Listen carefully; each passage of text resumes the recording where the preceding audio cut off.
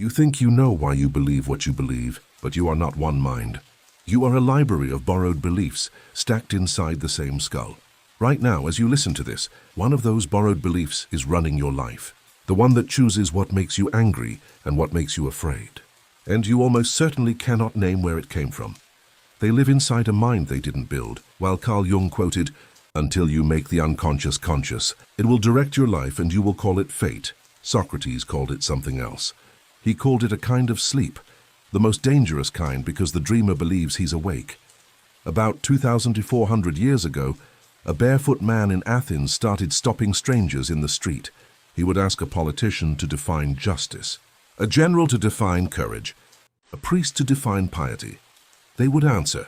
He would ask one follow-up question, then another, never arguing, never correcting, just watching as their answers collapsed under their own weight. He wasn't smarter than them. He had just discovered something they hadn't, that almost nobody chooses their beliefs. They inherit them. You didn't select these things. You absorbed them. The way a child absorbs a language, not by study, but by immersion. And here is the part nobody warns you about. You can live your entire life inside that inheritance and never once notice the walls. You can argue fiercely for beliefs you never chose. You can build a career, a marriage, an identity, on top of values that were handed to you before you had the capacity to refuse them. You can mistake familiarity for truth, confidence for understanding, the ability to defend a position for the wisdom to have earned it. But defending is not knowing, repeating is not thinking, and a belief you have never questioned is not a belief. It's a reflex, an echo, a ghost of someone else's conviction living inside your skull, wearing your voice. Socrates looked at the most respected men in Athens, orators, leaders, men of influence, and saw ghosts everywhere, not because they were unintelligent, because they had never once turned their intelligence inward. They had spent their lives learning how to win arguments. They never learned how to lose one to themselves. That is the difference between being articulate and being wise. Most of us are the first.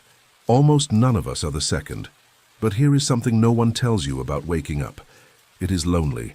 When you start questioning a belief that everyone around you still holds, you don't just lose the belief. You become the person at the dinner table who no longer nods along. The one who asks why when the conversation was built on, "we all agree," and people will not thank you for it. They will call you difficult, arrogant, lost.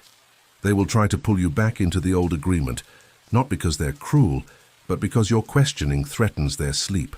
And sleep, as Socrates knew, is a collective arrangement. We agree not to wake each other up. Most people turn back at this stage. They feel the isolation of a new thought and retreat into the warmth of shared certainty. They call it maturity. But what they're really doing is choosing comfort over consciousness. Your body knows before your mind does. When a borrowed belief is challenged, you don't think first. You react. You feel the urge to interrupt, to dismiss, to scroll away, to close the tab. That heat is not reason. That heat is the immune response of a belief that has never learned to defend itself honestly. It only knows how to protect itself. And the stronger the reaction, the more certain you can be. You're not protecting truth. You're protecting something that cannot survive examination. Socrates didn't just watch people's arguments collapse. He watched their bodies resist first. The flush of anger, the crossed arms, the refusal to meet his eyes. He had seen it hundreds of times. He knew that the body always defends what the mind has never examined. Let me give you a modern example. A man spends 30 years climbing a corporate ladder. He's respected, well paid, miserable in a way he cannot articulate even to himself. One day someone asks him, "Why do you do this work?" He says, "To provide for my family." They ask, "What does your family actually need that you haven't already provided?" He says nothing. They ask, "When was the last time you felt alive at your desk?" He gets angry, not because the questions are unfair, because they touch something he sealed off decades ago. He built a life on a borrowed definition of success, one his father handed him, one his culture applauds, and he has never once examined it. Not once. And now at 55, the examination feels too expensive, so he defends. He calls the question naive. He says that's just how the world works.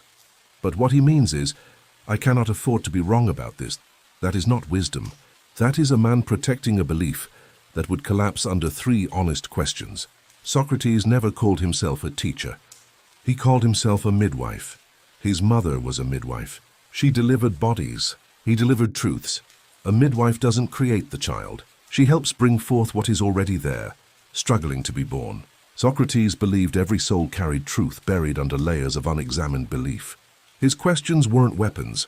They were hands, reaching in to help deliver something the person already knew but couldn't access. And like childbirth, the process was painful. Most people pushed him away before anything could be born. Because looking at your own unexamined beliefs is not pleasant. Now let me ask you a question. Why are you in the career you're in? Not the story you tell at dinner parties. The real origin. Did you choose it? Or did you drift into it because it was safe, because it was expected, because it was the only path visible to you at 22 when you didn't yet know who you were? And now, years later, you are very good at defending it. You have reasons. Logical, adult, reasonable reasons. But when was the last time you questioned it from the ground up? The problem is deeper than one career. The problem is you never chose your beliefs from a full deck. You chose from the cards you were handed. Everyone around you, parents, teachers, the voices that filled your childhood. They didn't hand you truth. They handed you their own unexamined conclusions. Beliefs they never questioned. Fears they mistook for wisdom. Prejudices they called common sense. And those were your options. You didn't get a clean slate. You got a menu written by people who never examined themselves. Every choice you made was already rigged, because the options themselves were borrowed, uninspected. You didn't choose your beliefs. You chose the least uncomfortable option from a set of conclusions that were never yours to begin with. Athens didn't kill Socrates because he was wrong. They killed him because he was unbearable. He compared himself to a gadfly, a small, irritating insect that bites a lazy horse awake. Athens was the horse, powerful, comfortable, drifting into moral sleep. Socrates was the bite that wouldn't stop. At his trial, he didn't beg. He didn't compromise. When offered the chance to propose his own punishment, he suggested free meals for life, the reward given to Olympic heroes. He told the jury, "The unexamined life is not worth living."